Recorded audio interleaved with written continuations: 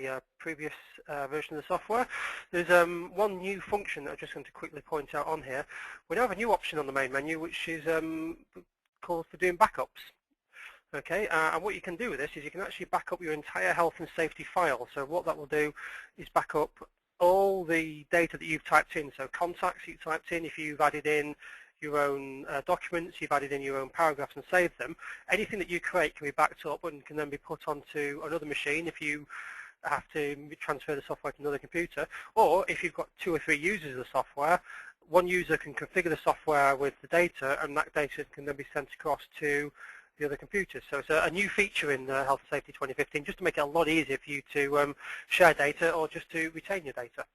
Saves you having to retype things if you do have to reinstall the software. So what I'm going to do traditionally is to start a new project. Okay, so we'll give our project a name. We'll call this Portland Place, unimaginatively the office address. And the project type, so as you can see here, we have an array of different types of jobs. Obviously predominantly aimed at domestic construction, however it will also work for your smaller scale commercial works, things like apartments, that kind of stuff. For today's purposes, I'm going to pick an extension. Okay. Now what that does is that will then associate all the risk assessments and COSHHs which typically may be used or may be required for when you're building an extension. So click OK, and this will then send us into our main job. So let's just expand that a bit. Okay, so start off with the project details. So we've got the project name, project reference, it can be whatever you want, and you then start to fill in details. So the client, it could be an existing client, so I've got a list of existing clients here, or it could be a new client. If it's a new client, I click on the box on the right hand side. That gives me an address box. I can then go add, and I can type in the details of a new client. For speed purposes today, I'm going to cheat, and I'm going to use Mr. Customer, who surprisingly enough is a customer. Okay. Same for the site address, so I'm going to choose site address. It could be somewhere new, it could be somewhere existing. I'm going to choose this site address, the Paddocks. Okay, and then we get on to details of the company. So the Health and Safety Director, so that could be who in your company is responsible for health and safety. Okay, the Principal Designer and the Principal Contractor. Now this is new for CDM 2015. You have to have, if there is more than one contractor involved in the job, there must be a principal designer and a principal contractor involved in the job. If it's a single contractor, then it could just be a designer and a contractor, which we deal with elsewhere. Assuming you're going to have more than one contractor, which is likely for most jobs of any reasonable sort of size, if you're doing extension, for example, and you are the main contractor, but you have a subcontractor plumber or an electrician, then that means that there are more than one contractor, because the electrician or the plumber would count as a second or third contractor, etc. So again, in here, the principal designer would be whoever is going to be in charge of the job's health and safety prior to breaking ground. So this is a new regulation on CDM 2015. Somebody has to be appointed by the client to be that principal designer who will take care of the initial health and safety requirements prior to the construction starting. Obviously the principal designer, if he stays on with the job from start to finish, may actually oversee the health and safety all the way to the end of the job. Okay. Now I'm going to pick Jones the architect here, unexcitingly. Principal contractor. Okay, so under new CDM 2015, principal contractor again performs health and safety role. Now, if the principal designer has stated that once ground is broken, he is no longer in charge of the health and safety, he will hand over the health and safety file and all the pre-construction information to the principal contractor, and the principal contractor will then take over the health and safety duties for the project. Again, it could be that actually the two will work hand in hand. So there are a variety of scenarios. Okay. Obviously the principal contractor is quite likely to be you guys or somebody you're appointing. So I'm going to pick Adrian, our beloved leader, to be our principal contractor. Okay. There's obviously a lot of questions about various roles of principal designer and principal contractors with CDM 2015. we have actually put up a new video recording on our YouTube page, so it's HBXL channel on YouTube. We've actually recorded it's about an hour-long video with our health and safety consultant, which gives a much bigger explanation into CDM 2015. So if you want a bit more of a sort of health and safety consultant's perspective on the CDM 2015, have a look at the video on our YouTube channel. There's quite a lot of questions and a lot of answers in there. It's a fairly weighty video, but it might solve some of your initial sort of queries, because you know there's going to be confusion. Okay, and then the final section you'll fill in here is you'll put in your local HSE. So if I want, I can click on my list here, which will list all the HSEs in the UK. Okay, and then for us, we will go my local area, Bristol, Somerset. Okay. So just before we move on, just to quickly point out, we've actually put some links here for some useful places on the HSE website, such as the HSE homepage, COSHH information, construction information, basics, the F10 notification page. As of March, April this year, F10 notifications can no longer be done by post. They now have to be done online. So you actually have to go to the HSE website, to their F10 page, and you fill in an online document for any F10 notifications. We put on links here for guidelines and such like, various topics, etc. So just some stuff to help you out. We've actually removed a few of the HSE links at the moment because they're still referring to CDM 2007. When they start to update more of our website, we'll probably bring these things back in. So what you'll find is through the year there's going to be more links reappearing here, and I expect that'll be an ongoing process as the HSE fine-tune CDM 2015 through the year. Okay, so once you've got your initial project details, we're going to move on to the next tab, which is the health and safety policy. So this is a company health and safety policy. So this document you would probably look at actually the first time you run a project. You would do some fine-tuning on this, and then once it's set, it's then done for life. What this has got is it's about a 20-page document, which is a sort of overview of your company's health and safety practices. It's a very useful document to supply to a client. If you have a client who says, tell me a bit about your health and safety, you can go, well, here you go, this is the sort of thing that we do. And the document isn't just a paperwork thing you can just hand to someone. It is actually a very useful document for you to use as reference. Okay. Now what you can do with this document, of course, is that you can go into it and edit parts of it. So if you want to actually change from the wording, and this is the same with all the health and safety software, wherever you see the little pencil at the right-hand side, that means that that's the paragraph edit button. So you can click on this button, and you can see in here that I've actually edited this one already. I've just put some text by it in here, so I've changed this. So you can add some extra details in here if you want to, and you can then save the paragraph and set it as a default. And this is a theme throughout the software. Wherever you can save paragraphs, you can save them to set them as a default, or you can save multiple paragraphs to suit different situations or different jobs. Okay, so I'm not going to go into too much detail on the company health and safety policy. As you can see there, by quickly casting your eyes down there, it's an overview of all the general sections of CDM and health and safety, and it has again obviously been updated for CDM 2015. Right, so on to the first bit of paperwork we have to start doing. So you now have to have pre-construction information, and this is obviously going to be done by whoever is specified as the principal designer at the start of the job. So this is broken down into nice, easy, palatable sections. So we'll start off with a description of projects. We click on the button, and we have some simple boxes. So project description, including the client brief. Okay, so that could simply be it's a 2-story extension on existing residential property. There's no rocket science involved in this. Health and safety is actually a lot more straightforward than a lot of people think. A lot of these paragraphs, you only have to put very quick answers. So key dates. Construction to start June the 1st, 2015. Proposed use structure. residential. It's all fairly straightforward. So you basically run through these fields, put in existing extra plans.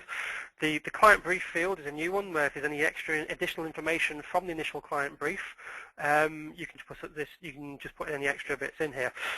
The client brief is actually what you use to create most of this information, because the client's brief to you as either the designer or the contractor will be, I would like an extension, a new house, a block of flats, etc. I want it building in this sort of timeline, and I would like you to operate in a safe fashion, please. That's roughly what the client brief is going to be about. It's all fairly common sense, but it's one of the things that the client brief has now been specified in CDM 2015, so it's something you'll start to hear about a lot more. So client's consideration and management requirements. So again, how it works when we find out. So communication between the client, so customer's email, customer's phone number or phone numbers, etc. So you can put those details in here.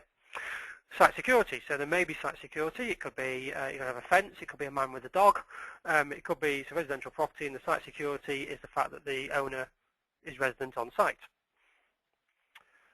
Welfare provision, nothing new and exciting here. It's going to be, you need to have hot and cold running water and somewhere for people to get changed and go to toilets. So you'll put in, either you're going to have portal in the cabin, or it could be that the client has allowed you to use their existing facilities. So whatever the case is, you fill that in. Site holding requirements as per CDM regs. Site transport arrangement and vehicle movement restrictions. So you might put things in like no deliveries before 8 o'clock or after 6 o'clock, that kind of thing. Client permit to work systems, so if you're going to be putting any work permit systems in place, such as hot work permits, that kind of thing, you can specify that now. Fire precautions, means of escape, and this is one of the reasons why the health and safety has now been apportioned earlier on in the job to the principal designer. This has always been here, area designated as a confined space, but it's often not been looked at early on in the job. It doesn't start to get looked at until people start to build. So the idea is that when the principal designer is looking at the design of the construction, they can actually early on point out where there are areas which are confined spaces, because as you know, confined space is always seen as an area of high risk. And we've still got smoking and parking restrictions. Okay, so I'm not going to go through every single field here, so just so you can get a feel for the idea. The environmental restrictions, so boundaries, restrictions, adjacent land use, it could be residential, it could be a field, it could be a factory. So you're just going to fill in this information straightforward. Existing storage of hazardous material, if it's a residential property, it's very unlikely. If you're working on what, say, maybe a factory site, for example, they may have oils, coolants, etc. that are already stored on site because it's an industrial area, and you would need to make reference to that, obviously because you don't have accidents such as somebody driving a forklift truck into a coolant tank.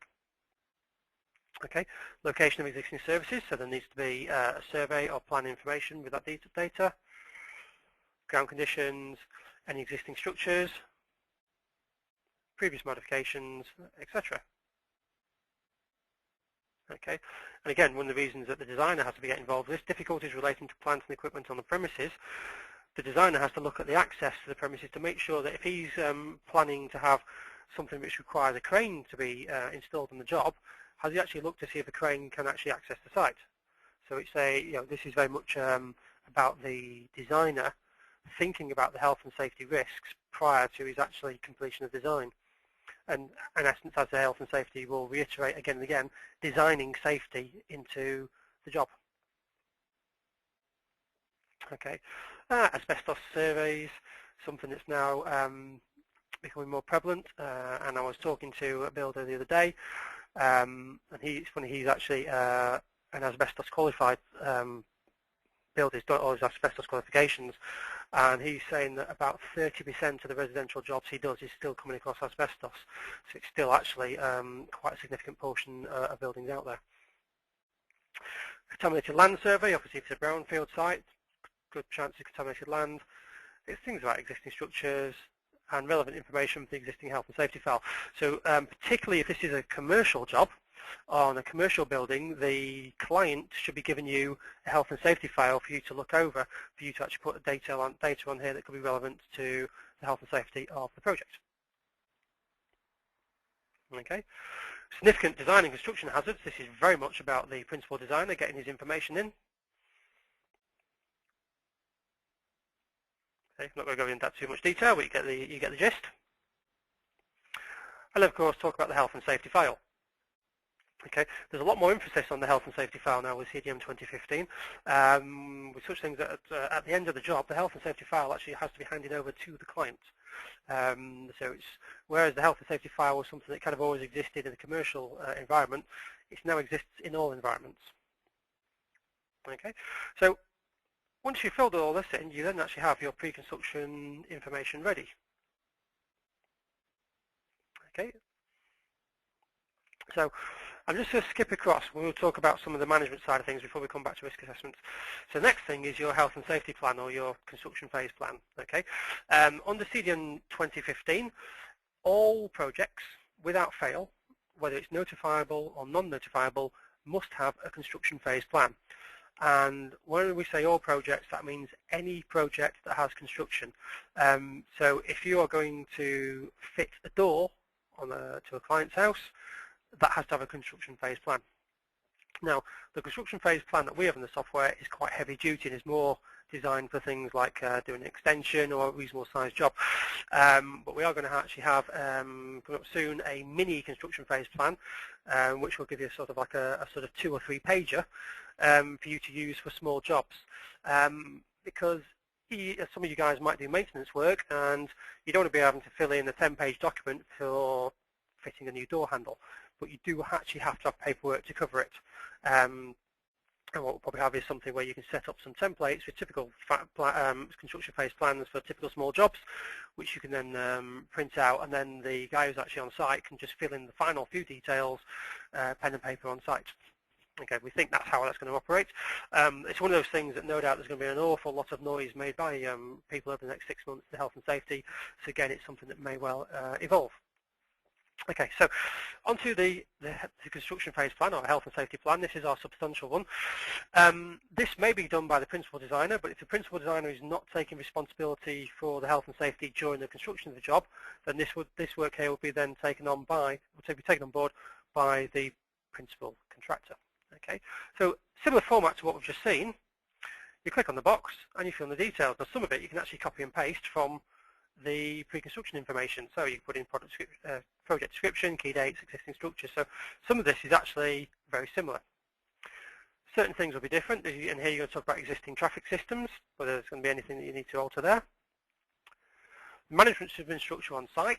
So principal contractor, who's going to be on site managing, who's your employees, contractors, etc. So that's your sort of format of how your company is laid out.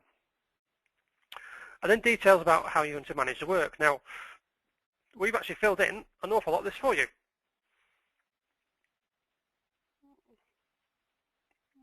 So in actual fact, in this section, there's not a lot of typing to be done, if any. We've done pretty well all the work there for you, which is always nice. Some of the good things you want, so we've taken away some of the work. Contact names. Now, obviously you need to fill this in, so you'll have various people in here, and you'll see that we've got a range of contractors and services and things like that. Okay. With your contractor details, you can add subcontractors. Once you've added in a subcontractor, when you come along to the next job, if you use the same subcontractor again, you can just pick them from the list. You see here I've got a plumber that I made previously, so I can reselect him. So what you find initially is if you've got various subbies or contractors that you make use of, you will fill in their details, and it means you're going to have to do a bit of typing. However, when you come to the next job, your typing is already done, you then just pick them. So the software will get faster and faster and faster as you put more data into it, because you can reuse that data over and over. Okay, but here, this is all your contractor services, etc., and things like emergency services, hospital. Do you fill all that detail in? Again, arrangements for safety, and again, we've filled most of this in. Things you'll have to fill in yourself will be things like adjacent land use. So it could be as simple as, I'll just type in, it's residential, pretty simple. And again, we've filled in most of this for you. Because these are sort of things that you will always be doing in this way, we filled this in. Any other significant safety risks, well, that's the sort of question that's obviously going to be unique to a job-by-job basis. So for example, a significant safety risk here could be that the property is actually on a very busy main road, so therefore deliveries could be hazardous because you're going to have to do some traffic management. So that would be unique to this job, because the next job you do along could be on a back street, so of course that would not be a risk. So anywhere where things are common, we will fill it in for you. Anywhere where there's something that's potentially unique to a job, you will always find the field is blank for you to fill that data in.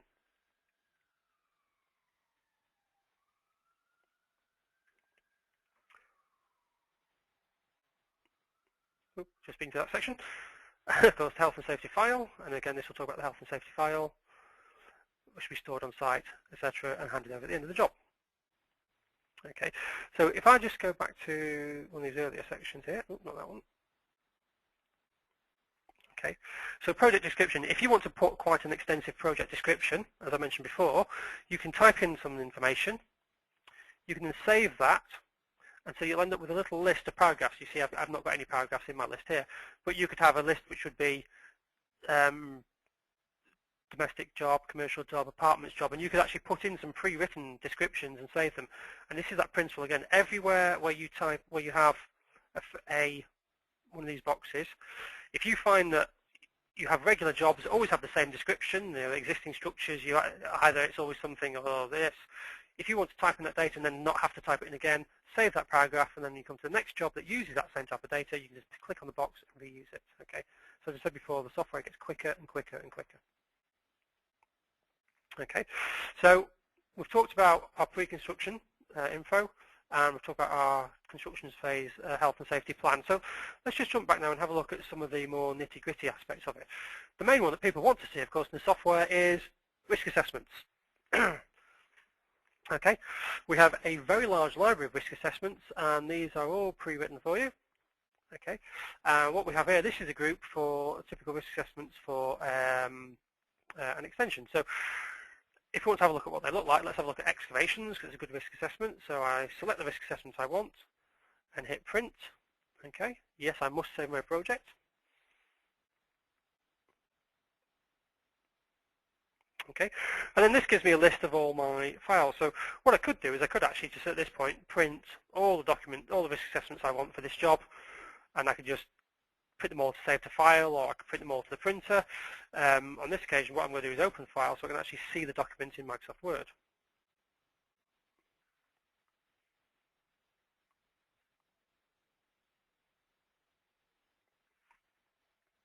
Okay, give that a minute to pop on the screen. Let's just make that a little bit bigger.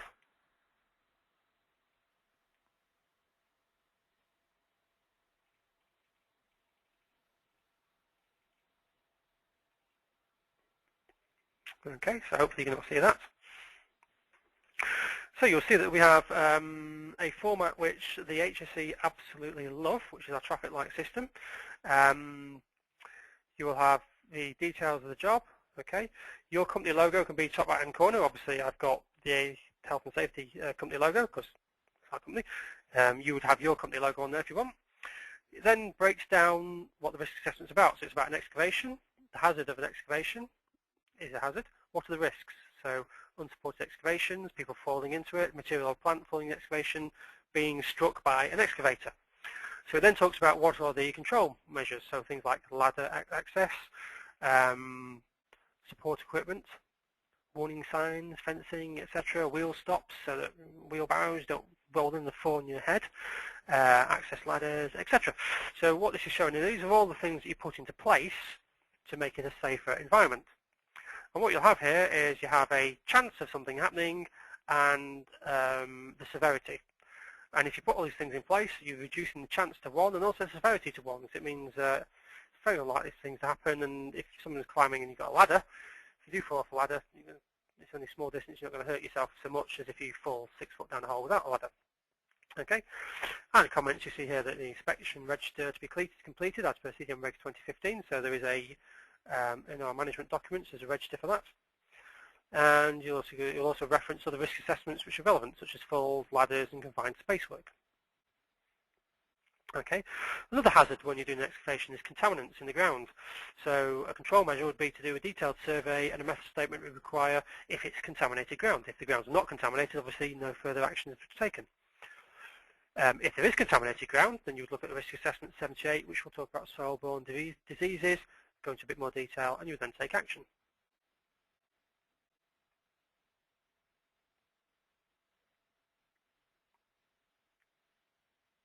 Okay, and that's your general format of your risk assessments. So essentially, you choose the ones you want, hit print, and either put them into a file and email them to your client or yourself or whoever, or you print them out with a printer. Okay, and if we go to COSHH, we have the same sort of setup. Now I've actually got, because my software has been used in testing, I've actually got an incorrect matrix here because I'm missing, I should actually have far more COSHHs than that assigned to it. I was doing some testing the other day and I think I broke most of my matrix by testing some things, which was good. So if I go to add, I can actually see all the other COSHHs available.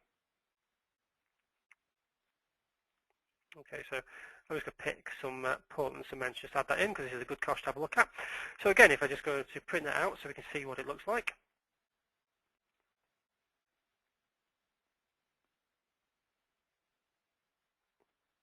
And just viewing again, zoom in a little bit.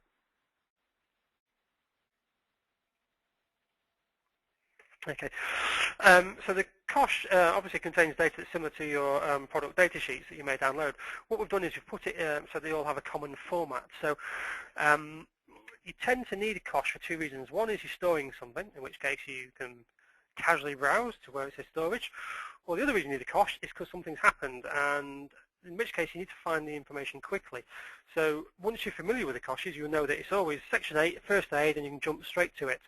So for example, if somebody decides to go and eat some Portland cement, it does happen, it will say what to do. So it will say on here quite specifically, do not induce vomiting, wash out the mouth with water, drink plenty of water because you want the Portland cement to come out the other end. The reason being for that is because Portland cement obviously has a lot of lime in it. When that mixes with your stomach acid, it reacts. If you induce vomiting, it will actually destroy the person's throat and potentially suffocate them. So quite an unpleasant result. It sounds pretty obvious when you talk about it, but a lot of people won't think that. The first thing they'll think is, oh, make them vomit. So don't do that. So it just gives you a very quick thing. Do not do this, do that. Okay. It'll also talk about the product on the actual hazards it has. So it's an irritant, chemical burns, hazardous fluid, what sort of PPE, so your footwear, gloves, overalls, FP2 disposable masks, okay. Risk of serious damage to eyes, normal use has no harmful effect on dry skin. Risk increases when water is added or dust settles on damp skin, okay, because obviously you have the lime effect. How to store it, and of course what happens there. So this format is common, so we'll have this for a whole range of products, and again, if I just go back to the COSHH list screen, as you can see, it's a very substantial list with, we have 135 COSHHs in there, and we're always adding new ones in. Okay, hope that's all very straightforward. Okay, so the next part of the software we'll have a quick look at is the method statements. Now, under health and safety guidance, you only require a method statement where you are performing work which cannot be adequately described or covered by a simple risk assessment. So if you were just going to build a normal house extension, typical box, single story with a lean-to, you don't need a method statement because your risk assessments are going to be more than adequate. If you were maybe performing maintenance on a church spire, then you would look at a method statement there because you're going a little bit beyond working on a sloping roof. Okay, so that's the sort of area where you would actually need a method statement because the work is more hazardous than usual or more unusual. The other area where you tend to need method statements a lot is not because you need them from a health and safety perspective, but you need them from a commercial perspective because your client demands a method statement for your work. Which is one of the reasons why we created the method statement wizard, because it means, as I said before, you can create a method statement for a very mundane type of job and you can actually just cross-reference your risk assessments, but you can save that mundane method statement for producing a simple extension, and then the next client who wants a simple extension but demands a method statement from you, well, you've already got one written up that you can actually just reproduce for that client. So what we have done is we've put 3 examples in here for you to use. So if I go with confined space, for example, And I'm just going to open that one up so you can see what this looks like. And again, with the method statement, we just broke it down into small sections. So, introduction, this method statement is a method statement, description of works. So again, we've just broken it down into small sections. You just fill in the sections as applicable. And hopefully the examples we've given you here should sort of make it fairly obvious on what you need to do.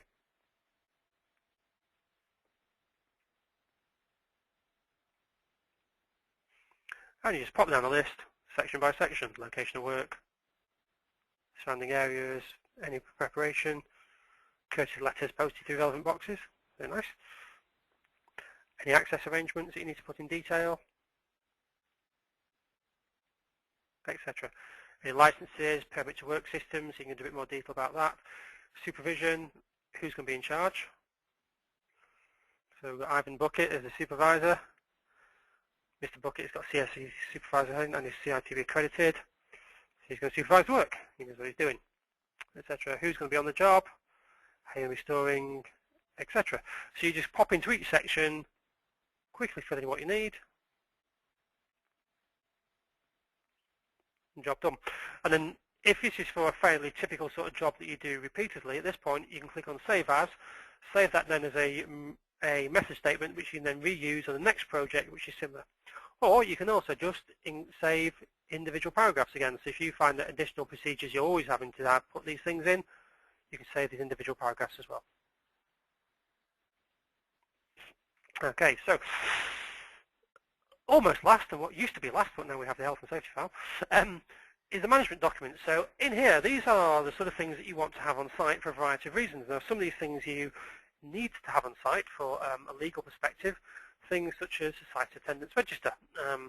If you have a site that is a non-residential site, so well, it could be residential, but the residents aren't resident.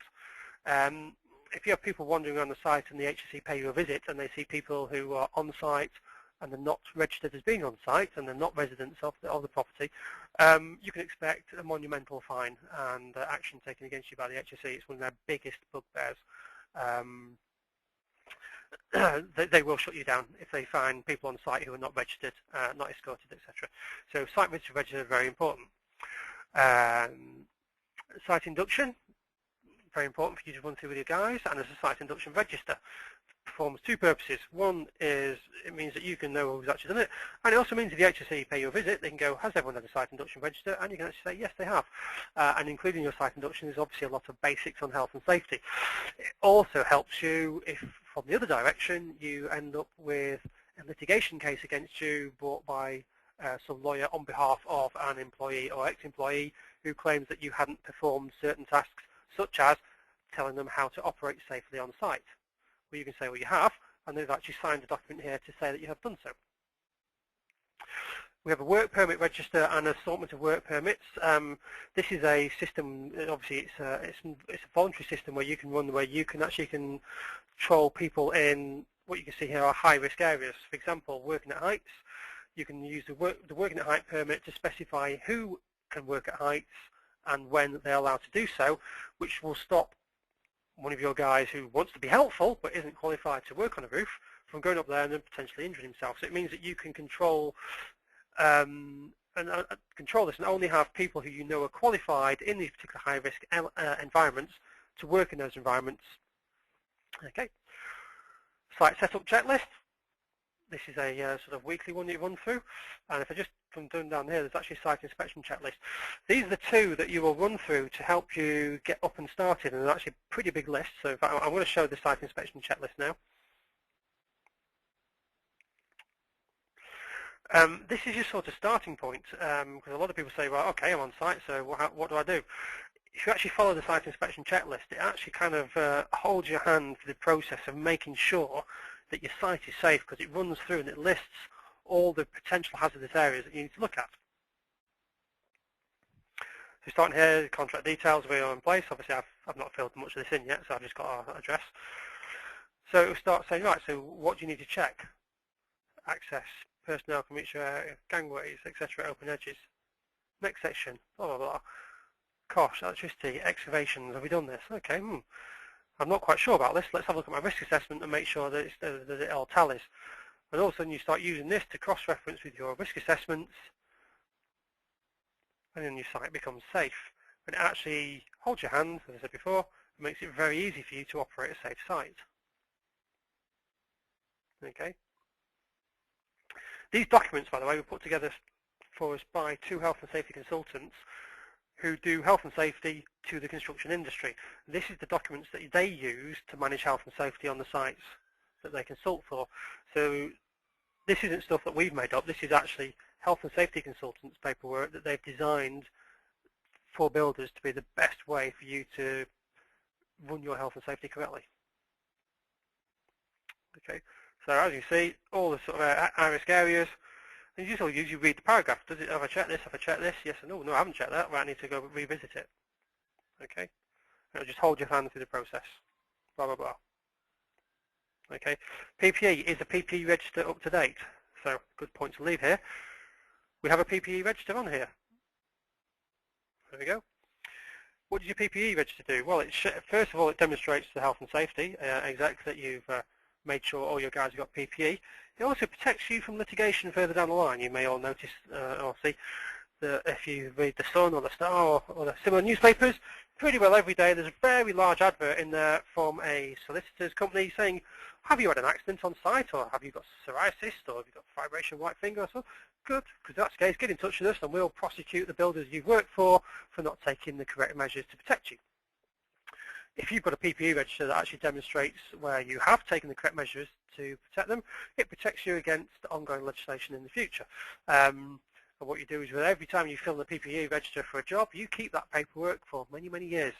And if you do have an incident, and we have had people talk to us where this has happened, and they have actually used the PPE register to shuffle said solicitor away, because they've got a signature on a piece of paper from the person claiming injury that they didn't have the correct PPE, and there's a signature saying that they did have PPE, so they've actually signed for it.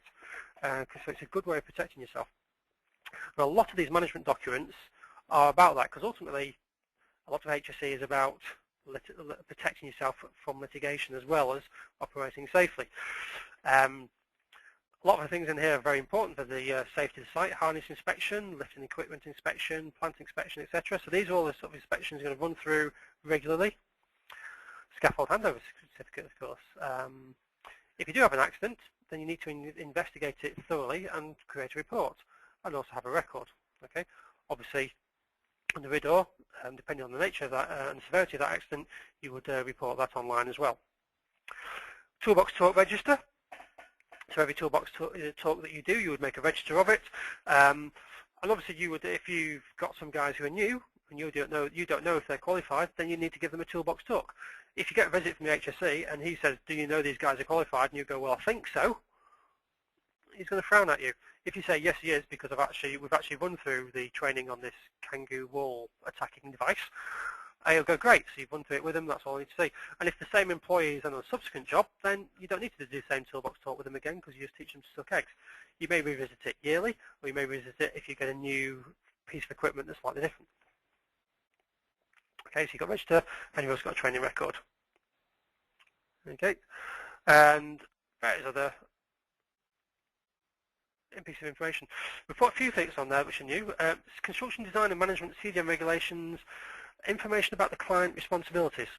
Okay, depending on the client, if the client is commercial, they have a lot of responsibilities that they have to fulfill, and this will actually tell you what they have to fulfill.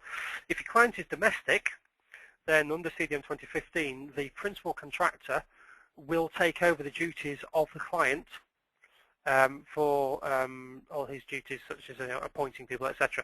So you need to know about that, and what we've done is we've just kind of put this here in English for you. It's quite a handy document to have at the start of a job.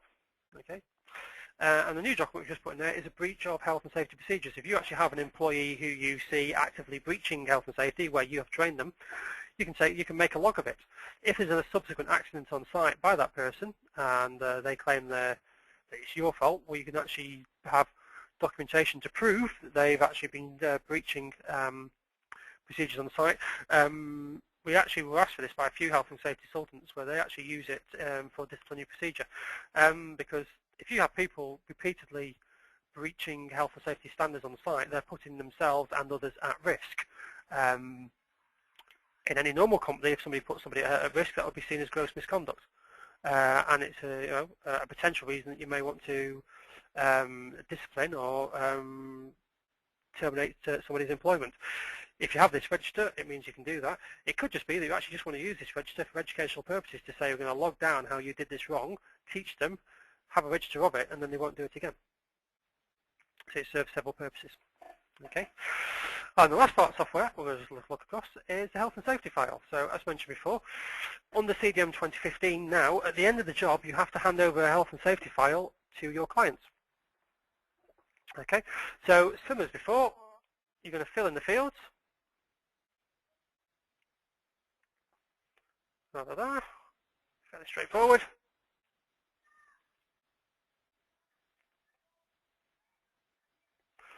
And this will be handed over to the client so that they have this document ongoing in the future. This is the same for commercial and domestic, is our understanding of CDM 2015.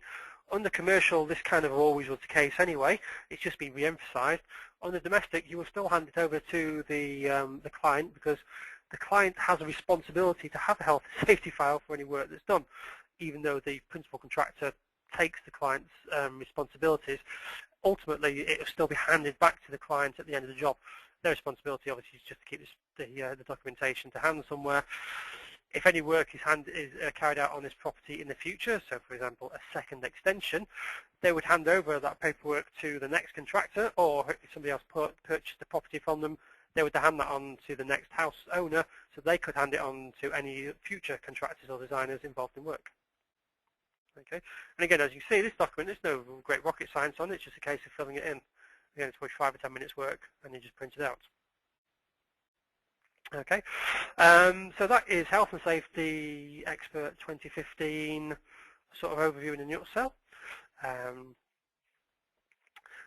lot covered. There are still going to be, no doubt, changes and improvements and tweaks to the software over the next 6 months as the HSE move through this sort of 6-month honeymoon period for CDM 2015. Come October of this year, CDM 2015 will be absolutely de facto on all jobs. At the moment, if you have any existing projects running, you can still run in CDM 2007. However, if you do start a new project, you will be expected to start that now in CDM 2015 mode and CDM 2015 principles. Okay, so that's Health and Safety Xpert. I hope you found that informative, and if you do have any further questions on the software, please do feel free to get in touch with us at the head office. The telephone number for if you want technical support is 0117 916 7899. That's 0117 916 7899. Or you can email us at support@hbxl.co.uk or sales@hbxl.co.uk if you want any further information. You can also have a trial of the software, and you can also have if you want, you can actually have a one-to-one demonstration if you want to go into some of the parts of the software in greater depth. You're more than welcome to ask us for that.